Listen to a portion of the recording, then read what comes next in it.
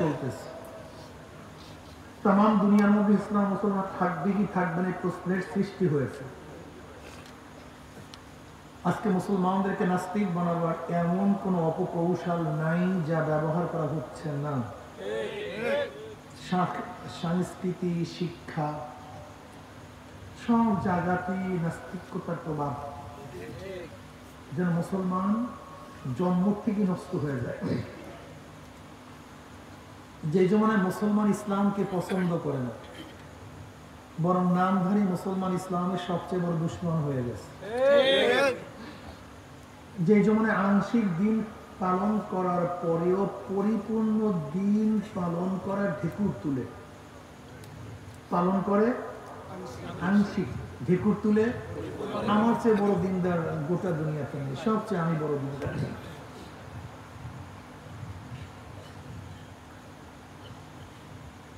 যে জমানায় মুসলমান মুসলমানকে পছন্দ করে না,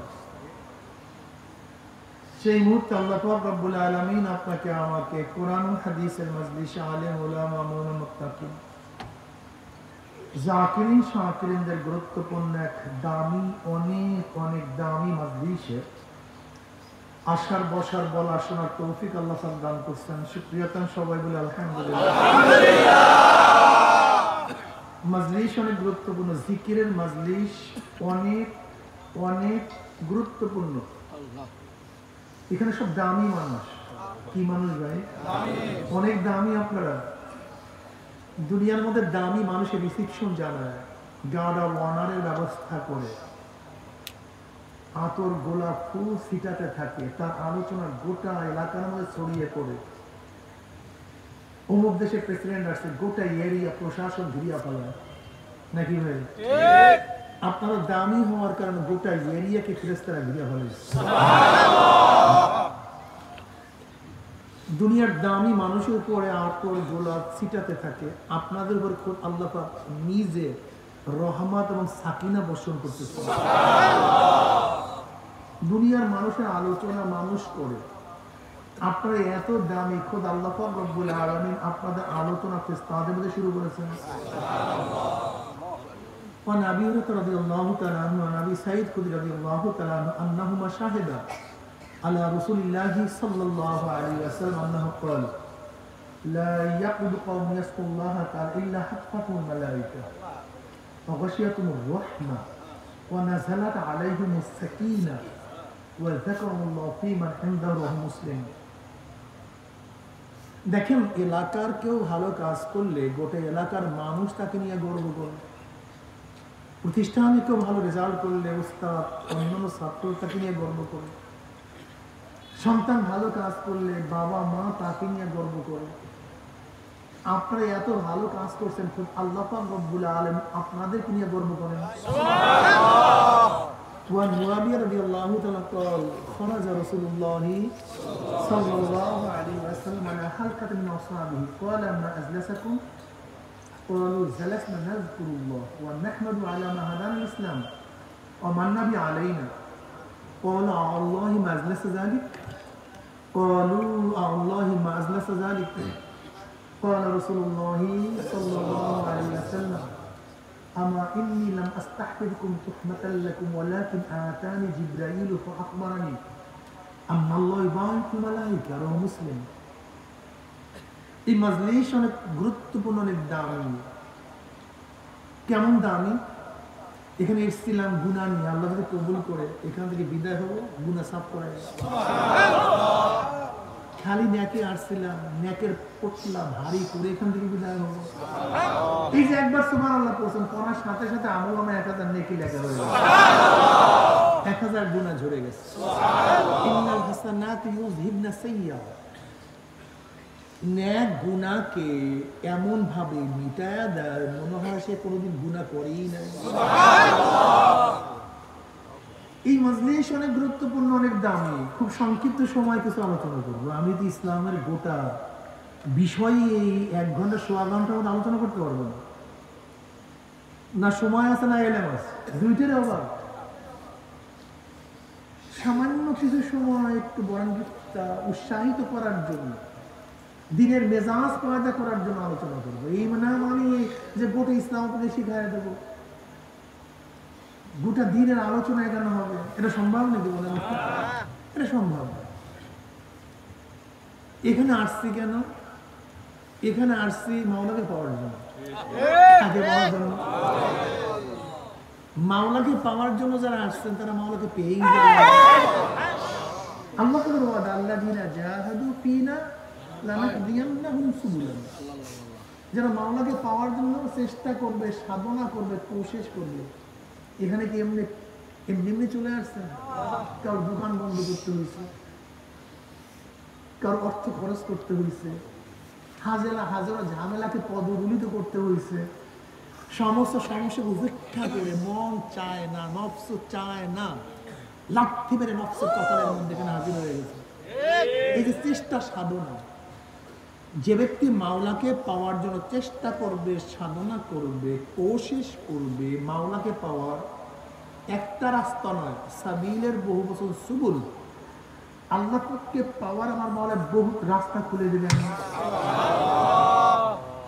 সুবহানাল্লাহ। এত ফজিলত বয়ান করলাম, তারপর মুখ থেকে সুবহানাল্লাহ। আপনি জানেন সুবহানাল্লাহ দামটা কি?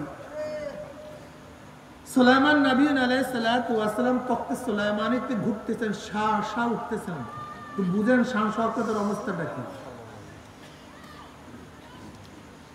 এই তার উপরে যে ছাদ, এই ছাদ কোনো তাবুর না, কাপড়ের না, বা অন্য কোনো প্লেনের ছাদ না। এই যে তক্ত ধরেন, এইটা একটা তক্ত, এখানে ছায়া দেবে কিভাবে? পাখিরা ঝাঁকে ঝাঁকে ছায়া দিতেছিল। তক্ত চলতেছে, পাখিরাও তফকায় তফকায় ছায়া দিতে চলতেছিল।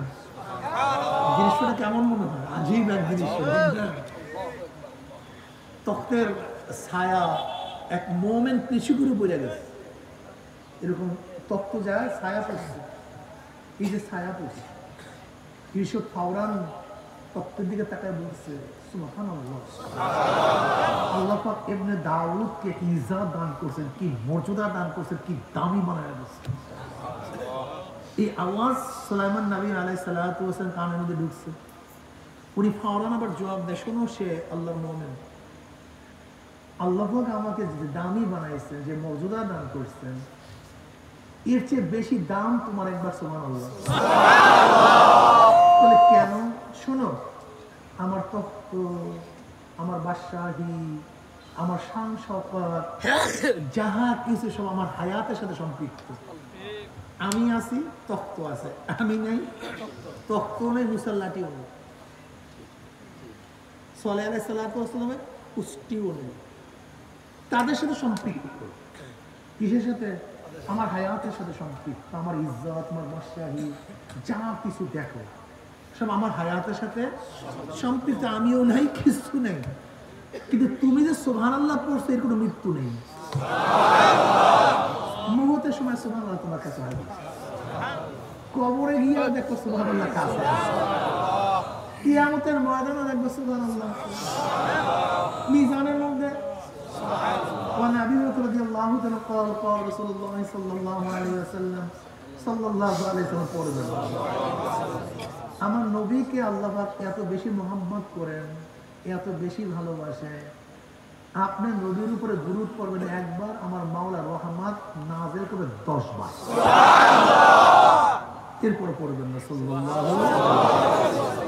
قال قال رسول الله صلى الله عليه وسلم كلمتان حبيبتان إلى الرحمن خفيفتان على اللسان ثقيلتان في الميزان سبحان الله وبحمده سبحان الله العظيم। এই মিজানের মধ্যে ওজন হয়ে যায়, ভারী হয়ে যায়, মনে হয় যেন সীসার চেয়ে ভারী ওজন। হাদিসে বেতাকা আপনারা পড়ছেন, তিরমিজির মধ্যে রওয়ায়াত আছে, কিয়ামতের ময়দানে আল্লাহ পাক রব্বুল আলামিন এক ব্যক্তির 99 দফতর আমলনামা খুলবে, চোখের দৃষ্টির সীমানার বাহিরে চলে যাবে এত আমলনামা, সব রেজিস্টার করবে, কিন্তু সব গুনার গুনাহ, সমস্যা কি? সব গুনার গুনার গুণ। অমুক দিন অমুক সিনেমা, অমুক যাত্রা গান, অমুক কোয়ার্টারে, অমুক ক্লাবে, অমুক গানে, অমুক জুয়ার, অমুক আড্ডা, অমুক মদে, খালি দেখে মিথ্যা, গিবা, শেখায়, সুদ, ঘুষ, হাবি জাবির কোনো অভাব নাই।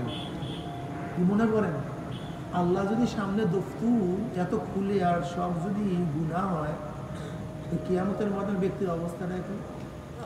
ব্যক্তি হলো কাজ তো শেষ, কাজ শেষ, উপায় নেই। আল্লাহ পাক তার চেহারার দিকে তাকায় বুঝবেন যে ব্যক্তির অবস্থা খুবই খারাপ। এরপর আল্লাহ পাক রব্বুল আলামিন একটা বেতাকা, ছোট্ট কাগজ বের করবেন, একটা কাগজ বের করবেন। উনি বুঝতে পারবে যে আল্লাহ পাক ওই কাগজটা এক পাল্লায় দিবে আর আমার মিলন দফতুর এক পাল্লায় দিবে, উনি বুঝতে পারবে। এবং বলবে আল্লাহ এই বেতাকা, এই কাগজ দিয়ে ফায়দাটা কি, লাভটা কি? এত বিশাল আমল নামা সব আমার গুনাহ, আর আপনি তার মোকাবিলায় ছোট্ট একটা কাগজ বের করছেন, এইটার ফায়দাটা কি, লাভটা কি? আল্লাহ কি বলুন, আজকে কাউকে জুলুম করা হবে না, কারোর উপরে জুলুম করা হবে না। দেখো কি হয়। এরপর ৯৯ দফতুর এক পাল্লায় রাখবে আর ছোট্ট কাগজটা এক পাল্লায় রাখবে। নবী আলাইহিস সালাতু ওয়াস সালাম ফরমান, এই কাগজটা রাখার সাথে সাথে এত ওজন হয়ে ভারী হয়ে নিচের দিকে চলে যাবে, অপর পাল্লাতে এরকম আসমান দিয়ে ভাইসা যাবে। কি ছিল তার মধ্যে? ওই ব্যক্তি পড়ছেন কলেমায়ে শাহাদাত, আশহাদু আল্লা ইলাহা ইল্লাল্লাহু ওয়াহদাহু লা শারীকা লাহু ওয়া আশহাদু আন্না মুহাম্মাদান আবদুহু। আল্লাহর নাম কি ছিল? মাওলার নাম এত ভারী, এত ওজন। আজকে যারা জিকির পছন্দ করেন না, আপনারা ভাবছেন কি